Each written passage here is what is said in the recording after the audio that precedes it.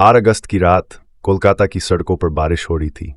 शहर सो रहा था, लेकिन आरजी कर मेडिकल कॉलेज के अंदर एक ऐसा खौफनाक सच सामने आ रहा था जिसे सुनकर किसी की भी रूह कांप जाए। संजय रॉय, जो कोलकाता पुलिस का सिविक वॉलंटियर था, उस रात अस्पताल में दाखिल हुआ। दिन में उसने एक मरीज को अस्पताल में भर्ती कराया था, लेकिन अब आधी रात के बाद शराब के नशे में धुत वह वापस लौटा। यह लगभग रात के 3 से 4 बजे की बात है। हॉस्पिटल के तीसरी मंजिल पर चेस्ट मेडिसिन विभाग के पास एक सेमिनार हॉल था। इस हॉल में उस वक्त एक 31 साल की जूनियर लेडी डॉक्टर आराम कर रही थी। नाइट शिफ्ट की थकान से चूर उसने थोड़ी देर के लिए आंखें बंद कर ली थीं, लेकिन उसे नहीं पता था कि यह नींद उसकी आखिरी नींद होगी।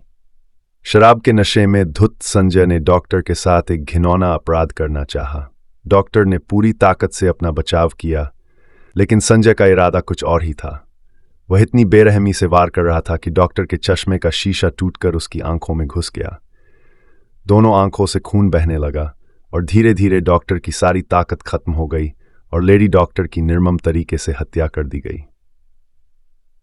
संजय की दरिंदगी ने सारी हदें पार कर दी। उसने डॉक्टर को तब तक नहीं छोड़ा जब तक उसकी सांसें थम नहीं गईं। जब संजय को एहसास हुआ कि डॉक्टर अब इस दुनिया में नहीं रही, तो वह वहां से चला गया, लेकिन उसने अपनी एक गलती से खुद को फंसा लिया। अगली सुबह जब अस्पताल का एक कर्मचारी उस सेमिनार हॉल में दाखिल हुआ, तो उसने लेडी डॉक्टर की लाश देखी। अस्पताल में हड़कंप मच गया। पुलिस को तुरंत बुलाया गया और जांच शुरू हुई। तुरंत ही उनके माता पिता को कॉल करके ये बताया गया कि उनकी बेटी ने आत्महत्या कर ली है। आखिर ये झूठ क्यों बोला गया? घटनास्थल पर पहुंचने के बाद माता पिता को 3 घंटे इंतजार कराया गया अपनी ही बेटी को देखने के लिए। आखिर क्यों करवाया ये इंतजार? क्या सबूत मिटाए जा रहे थे? 3 घंटे बाद पिता को अंदर जाने दिया। जब पिता ने अपनी बेटी की लाश देखी तो उसके ऊपर कोई कपड़ा नहीं था।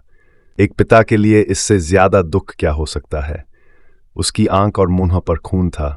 उसके दोनों पैर 90 डिग्री पर थे। उसका पेल्विक क्षेत्र टूट चुका था। इसका मतलब है उसके पैरों को चीरा गया था। हम सोच नहीं सकते कि क्या बीती होगी उनके पिता पे, जिस बेटी को इतना बड़ा किया, जो अपना सपना जी रही थी डॉक्टर बनने का। सब कुछ एक दिन में खत्म हो गया। पुलिस ने सेमिनार हॉल में जांच की और वहां मिला एक ब्लूटूथ बैंड। जब उसे संजय के मोबाइल से कनेक्ट किया गया तो सच्चाई सामने आ गई। सीसीटीवी फुटेज में भी संजय की पहचान हो गई।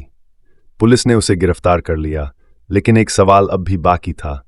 क्या संजय ने यह घिनौना काम अकेले किया था या इसके पीछे और भी लोग थे?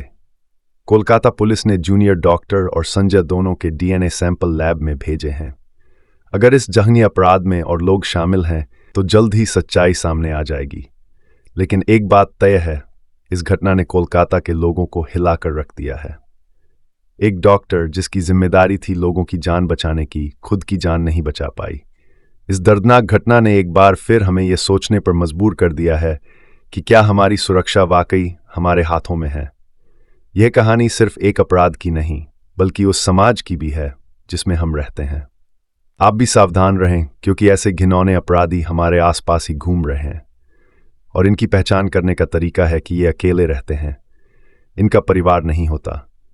कभी कहीं खाना खा लिया, कभी कहीं रात बिता ली, और इनकी घरेलू हिंसा की भी कहानी रही होती है, जैसा कि संजय रॉय अपनी पत्नी को मारता था और अपराधी के मोबाइल में डिस्टर्बिंग अश्लील कंटेंट पाया गया है।